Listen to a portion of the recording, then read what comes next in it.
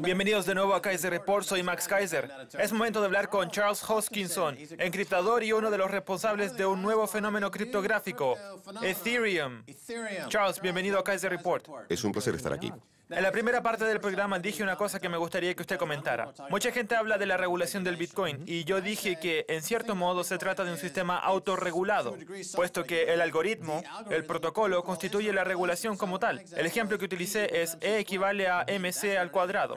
Esa fórmula es lo que es y ningún organismo regulador puede llegar y decir que las cosas no son así. No pueden hacer nada para cambiarlo. Es lo que es. Quien regula el protocolo del Bitcoin es el propio protocolo, con independencia de lo que diga cualquier organismo regulador. ¿Es así?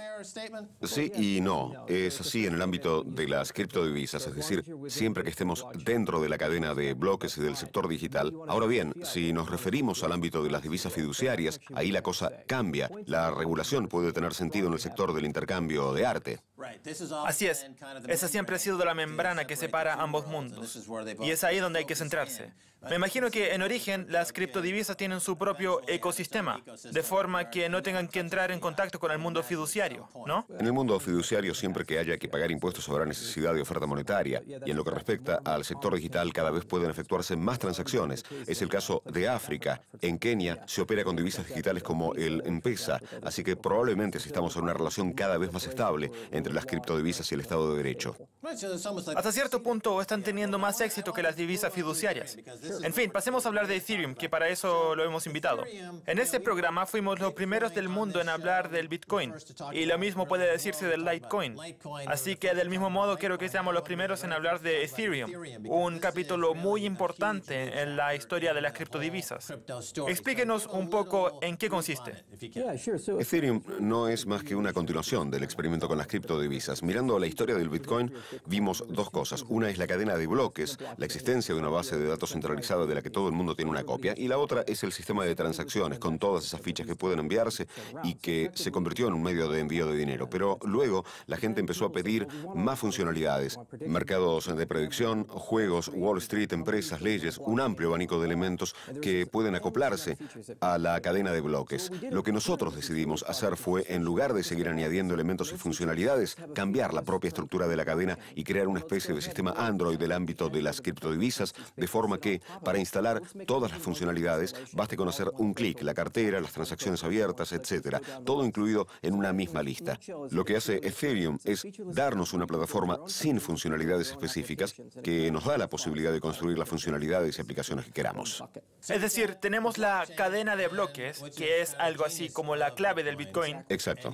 Y que se utiliza como un estupendo sistema de pago. Es fantástico. Como usted señala, cada transacción incluye todas las transacciones que se han efectuado hasta entonces, lo que ofrece una transparencia absoluta. Y lo que hace Ethereum es permitir un uso distinto de la cadena de bloques. Un uso más abstracto puede utilizarse para casi todo. Como diseñador, mi deseo no es establecer las funcionalidades para todos los usuarios de la comunidad, sino darles la posibilidad de que cada uno de ellos pueda construir lo que desee. Detrás de nosotros tenemos el río Támesis, que fluye hacia la City de Londres.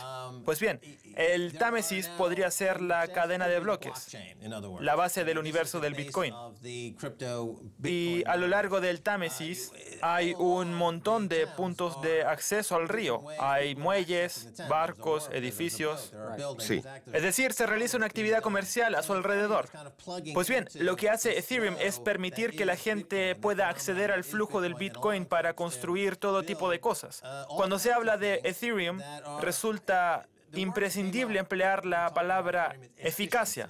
Así es. Antes hablábamos de que todos los contratos del mundo pueden reducirse a 60. Ya sean futuros, opciones, títulos bursátiles, etc. Cuéntenos un poco cómo funcionaría en el caso de Ethereum. Willy Bramertz ha hecho un trabajo estupendo. La gente que visite projectactus.org verá que Willy está trabajando con MIT y 30 contratos. Ha analizado todas las relaciones financieras posibles, que son una especie de moléculas que pueden dividirse en elementos más pequeños, básicamente los flujos de caja declarados. Así que nos preguntamos pensamos, ¿por qué no reproducir todo Wall Street partiendo de unos elementos básicos? Y eso es a lo que se dedica ProjectActus.org, a importar todas esas relaciones financieras e incorporarlas a Ethereum. El objetivo es tomar todo Wall Street y añadirlo a la cadena de bloques, pero esta vez será transparente, justo y desde luego no demasiado grande para caer. La divisa del Bitcoin está asustando a los bancos y a los banqueros centrales, que se están poniendo muy nerviosos. Pues bien, Ethereum permite tomar 30 contratos, antes me equivoqué con la cifra, e incluir todo el ámbito de la financiarización, lo que hace posible que todo el mundo pueda acceder a la cadena de bloques y, ¿por qué no?, sacar empresas a la bolsa, crear contratos de futuro, establecer mercados de predicción, y todo ello con un costo muy reducido. Es decir, se deja fuera de combate, por así decirlo, a todos los elementos que intervienen en Wall Street y en la City de Londres. De algún modo podría decirse que se está provocando su desaparición. ¿No le parece?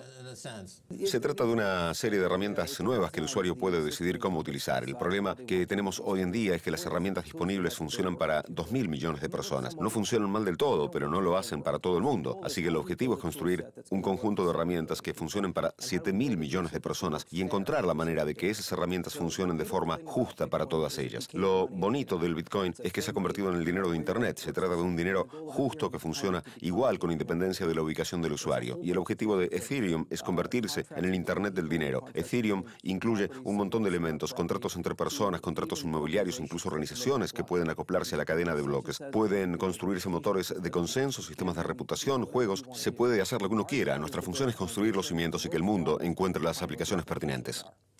Hay un artículo que sugiere que Ethereum podría sustituir o dejar obsoleto al Bitcoin.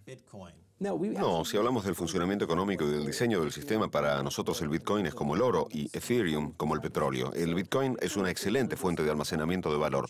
Si se invierte dinero en él a largo plazo, se acaba ganando dinero y nosotros esperamos que siga siendo así, especialmente si tenemos en cuenta el modelo económico deflacionista por el que nos regimos. Ethereum es como un motor computacional gigante al que la gente acopla elementos para hacer las cosas de manera fiable y el combustible que lo alimenta es el Ether, la unidad básica de valor de nuestro ecosistema. Ethereum y el Bitcoin tienen diferentes usos, así que creo que pueden convivir en armonía. Roger Ver dijo hace poco que ambos se complementan. Se complementan. Así es. De acuerdo. Usted es encriptador. Antes del Bitcoin existía una cosa que se llamaba criptografía. Sí. Y el fenómeno de Satoshi Nakamoto y el Bitcoin se basa en la posibilidad de que la criptografía pueda convertirse en una divisa. El poder informático necesario para resolver los problemas computacionales que plantea la criptografía está creando una situación en la que conseguir un grupo de personas que haga eso. En otras palabras, mi pregunta es, ¿qué fue lo que hizo para que se encendiera la luz? Porque la criptografía ya existía antes del Bitcoin. ¿Cuál fue la idea que tuvo Satoshi? ¿Qué ocurrió para que se encendiera la bombilla? ¿En qué consistió la transición de la criptografía hacia un modelo de criptodivisa? Espero que se entienda mi pregunta. Sí. ¿Cómo lo describiría? El Bitcoin usa dos principios criptográficos primitivos. Uno es el uso del consenso, la idea de la cadena de bloques en la que uno mete una serie de elementos que ya no salen de ahí y en cuya seguridad todos confían. Para ello se necesita un algoritmo de dispersión. Nosotros usamos el SHA-256, el MaxCoin, el SHA-3, que es mejor. ¿El MaxCoin es mejor? ¿Y eso? El SHA-3 es estupendo. ¿Y por qué? Porque utiliza una construcción esponja que esconde una cierta magia detrás. La verdad me gusta más que el SHA-256. Hay un gran debate sobre eso. ¿Qué debate? Max Kaiser es mejor. En fin, nos estamos saliendo del tema. La criptografía se utiliza para garantizar la seguridad de las transacciones en línea, ¿no? Hay que tener en cuenta dos cosas. La primera, comprobar que la base de datos es segura. El libro se encuentra protegido por el proceso de producción y que depende de un algoritmo de dispersión. Y la segunda es la forma en la que uno gasta el dinero y quién da el derecho de hacerlo. Eso se llama criptografía pública y usa un algoritmo de firma electrónica. Hay dos partes, una dirección pública a la que todo el mundo tiene acceso y una clave privada privada que solo conoce la persona que va a gastar el dinero. Esos dos elementos en común permiten crear una divisa totalmente descentralizada. ¿Sería correcto afirmar que el problema que resuelve el Bitcoin es el doble gasto? Sí, soluciona el doble gasto. De acuerdo, porque antes yo podía enviarle a alguien una ficha electrónica, pero al mismo tiempo podía estar enviándosela a 10 personas más. Y eso era un problema. Se necesita una autoridad central que se encargue de controlar la base de datos para evitar el doble gasto. Con el algoritmo de dispersión se crea un consenso digital que impide la falsificación. Para comprobar, Para prevenir la escasez digital, y esta es la primera vez que se hace. háblenos un poco más de eso. La escasez digital. Cuando una base de datos está protegida por un consenso, no hay nadie del ecosistema que pueda manipularla ni que pueda introducir dinero en el sistema. Y cuando se tienen fichas en una base de datos, esas fichas son limitadas, no se pueden reproducir, tienen la misma propiedad que el oro y eso lo hace único. Nunca antes se había hecho algo así en el ámbito digital. Las fichas son los bitcoins. Exacto. De acuerdo. Es decir, se paga con una ficha a la gente que presta sus computadoras para la dispersión. Y ahora esas fichas pueden utilizarse como si fueran dinero. Por eso era un experimento. Cuando se construyó por primera vez, las fichas no valían nada. Se podía comprar una pizza con 10.000 fichas y ahora mucha gente es millonaria como consecuencia del aumento de su valor. ¿Por qué? Porque hay escasez. De acuerdo. Voy a hacer otra afirmación sobre el Bitcoin, esta vez en relación con la escasez. El concepto del Bitcoin y las soluciones a esos problemas criptográficos existen desde el principio de los tiempos. Pero solo hace 5 años se ha conseguido generar la suficiente capacidad informática que permita entrar en el espacio digital y producir esos bitcoins. Es como el oro, que siempre ha estado en la corteza terrestre, pero hizo falta tecnología y capital para poder extraerlo. Pues bien, podría decirse que la idea de convertir una solución criptográfica en una divisa existe desde el principio de los tiempos, porque las matemáticas siempre han estado con nosotros.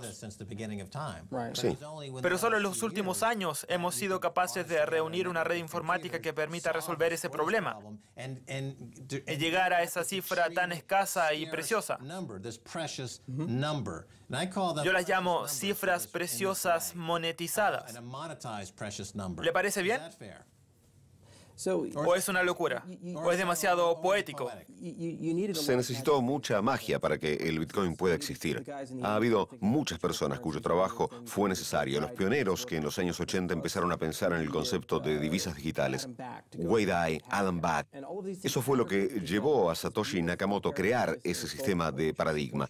Eso es algo que ocurre constantemente en el mundo de las matemáticas. En su demostración del teorema de Fermat, Andrew Wiles tuvo que citar a un montón de matemáticos anteriores cuyo trabajo previo le permitió lograr su objetivo. El Bitcoin es la culminación del trabajo de muchos y nosotros deseamos que Ethereum se convierta en el siguiente nivel. Hemos estudiado todo lo que se ha hecho en el ecosistema del Bitcoin, todas las innovaciones y fracasos y hemos dicho, ahora que lo sabemos todo, vamos a construir el siguiente nivel y después vendrá alguien que construya el siguiente nivel al nuestro. Por tanto, el valor intrínseco del Bitcoin y de Ethereum reside en la escasez. Sí, reside en la escasez, pero también en la red social establecida en torno al dinero. Pero la escasez es algo de lo que hace eco muy poca gente. La gente da por hecho que los números son infinitos, pero en este caso no lo son.